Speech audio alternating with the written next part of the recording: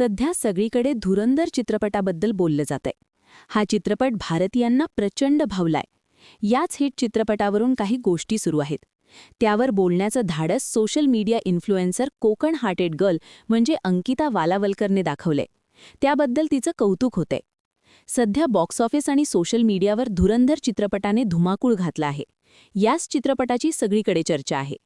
भारत-पाकिस्तान संघर्षाची पार्श्वभूमी आणि हेरगिरी याची उत्तम सांगड घालून दिग्दर्शक आदित्य धरने हा चित्रपट बनवला आहे. त्यामुळे हा चित्रपट भारतीय सिनेरसिकांच्या पसंतीस उतरला असून दररोज मागचे रेकॉर्ड मोडून कमाईचे नवीन उच्चांक हा चित्रपट बनवत आहे.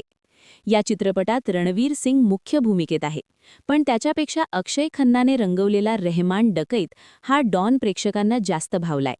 अक्षय खन्नाची एक डान्स स्टेपसुद्धा सोशल मीडियावर हिट ठरलीय. त्यासोबतच day one as a spy in Pakistan हा ट्रेंडसुद्धा सोशल मीडियावर सुरू आहे. त्यावर social media influencer Konkan hearted girl अर्थात अंकिता वालावलकर व्यक्त झाली आहे. तिने स्पाय इन पाकिस्तानचे रील्स बनवणाऱ्या कॉन्टेंट क्रिएटर्सना चांगलंच झापलं आहे.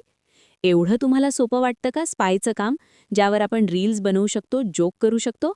स्पाय बनणं हे तितकं सोपं नाहीये. एका वेगळ्या देशात वेगळ्या ओळखीसह ते राहत असतात. तिथून ते देशसेवाच करत असतात. सतत तणावाखाली असताना हुशारी दाखवून देशसेवा करणं हे सोपं नाहीये. कुटुंबापासून लांब राहून, जिथे आपला जीव एखाद्या चुकीमुळे जाऊ शकतो, जशी आर्मी आपल्याला प्रिय आहे, तसे हे स्पायसुद्धा देशसेवा करत असतात, असं अंकिता म्हणाली.